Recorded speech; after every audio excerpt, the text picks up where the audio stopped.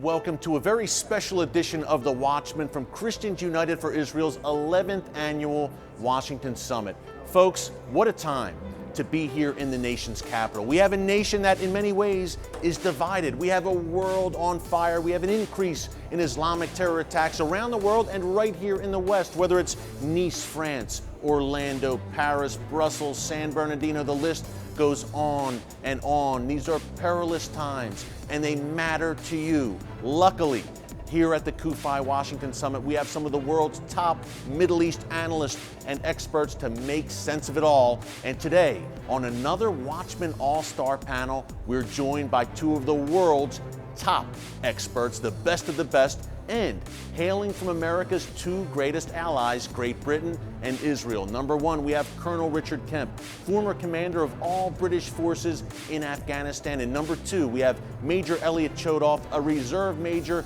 in the Israel Defense Forces, a decorated soldier, two warriors with brilliant strategic minds who will make sense of all the madness in the world for you today, right here on The Watchman. You will not want to miss this all-star panel. Here they are, Colonel Richard KEMP, Major ELLIOT CHODOFF. Take a look. And we're joined now by the Watchman All-Star panel, the Warriors panel this week on The Watchman. Colonel Richard KEMP, ELLIOT CHODOFF, great to be with you again, gentlemen. And what a time to be with you. The world is on fire.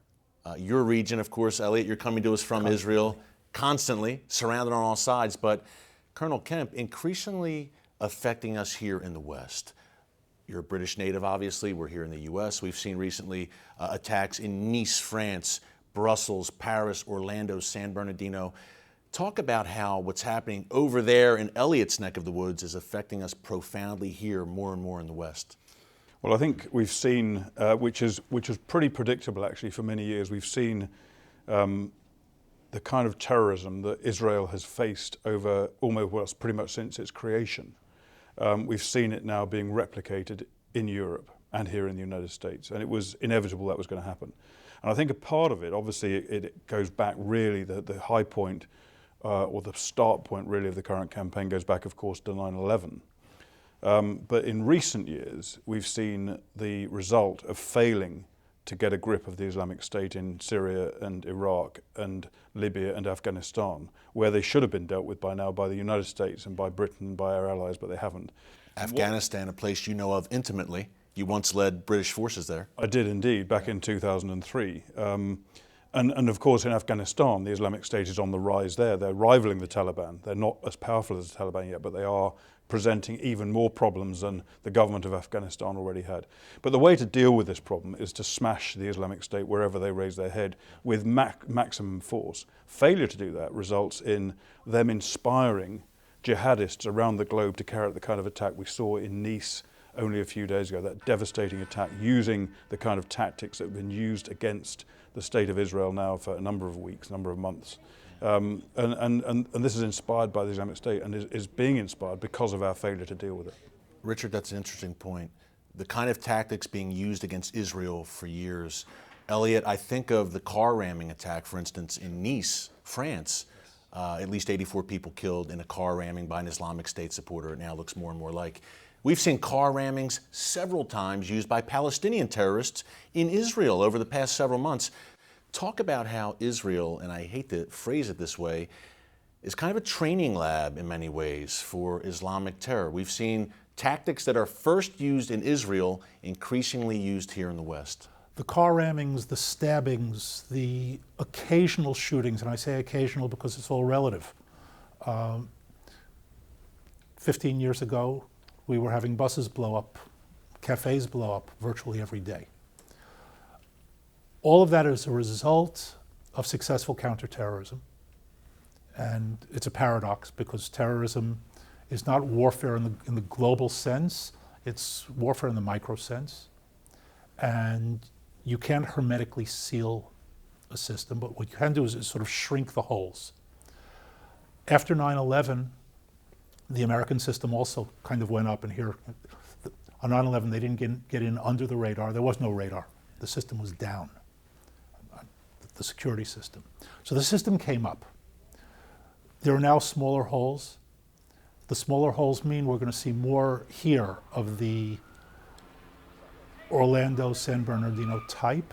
And if that gets shrunk a little bit, which is where we are in Israel, yes, we are ahead of that curve, we're going to start seeing more individual attacks on a smaller scale, car rammings, knifings, whatever, because I think it's important to understand we're not fighting a method. We're fighting an enemy with an idea, and one of its purposes, its grand purpose is to take over, but one of its immediate purposes is simply to kill a lot of people. And they'll use whatever method they have. And terrorism is a tactic. It's driven by an ideology many times, gentlemen, that Western leaders are loath to acknowledge that, yes, Islamism, jihadism, it exists.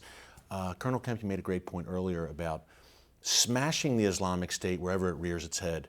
I think about this caliphate they've declared over large portions of Iraq and Syria. Now, it appears they've been losing some ground in recent months.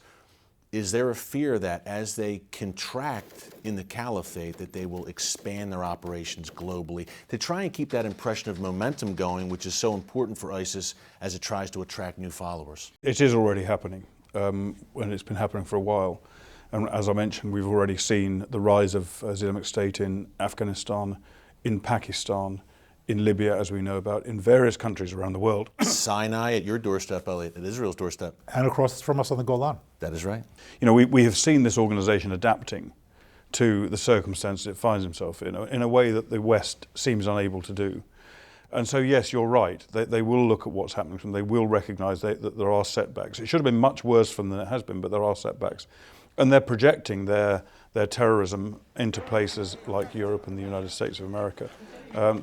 We in Europe have had about 5,000 jihadists who have traveled from Europe to fight with Islamic State, have done some time there and have returned, 5,000, who should have been killed in Syria and Iraq by us, by our bombs, but weren't. And They've now back returned. in Europe. They're now back in Europe. Colonel, that's an astounding number. 5,000 jihadists. And it's more than that, because that's the known number. It's going to be more than that.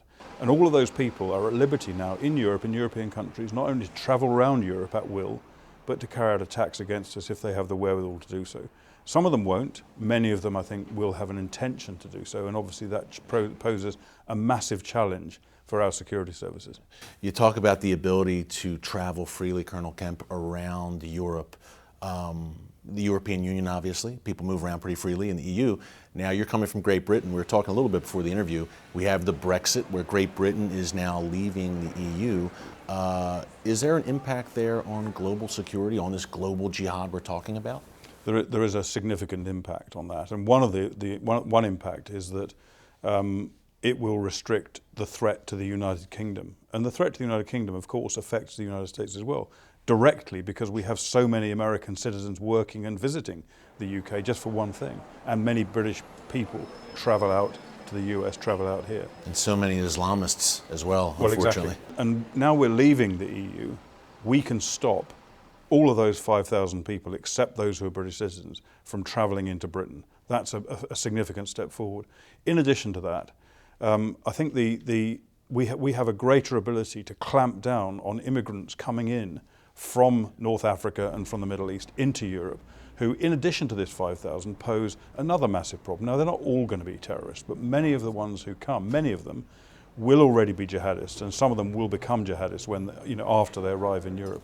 So we can prevent that massive threat to us and indirectly to the United States as well, to some extent. Wow, well, gentlemen, we have to head to the break right now. Folks, it's the Warriors panel, but they're kind of a combination of Jack Bauer and a Rhodes Scholar. So it's the best of both worlds. Students of history, students of warfare, students of current events. Colonel Richard Kemp, ELLIOT CHODOFF, coming to us from Israel, from Great Britain, much more coming up with our two warriors here on The Watchman for Christians United for Israel, only right here on TBN. Don't move.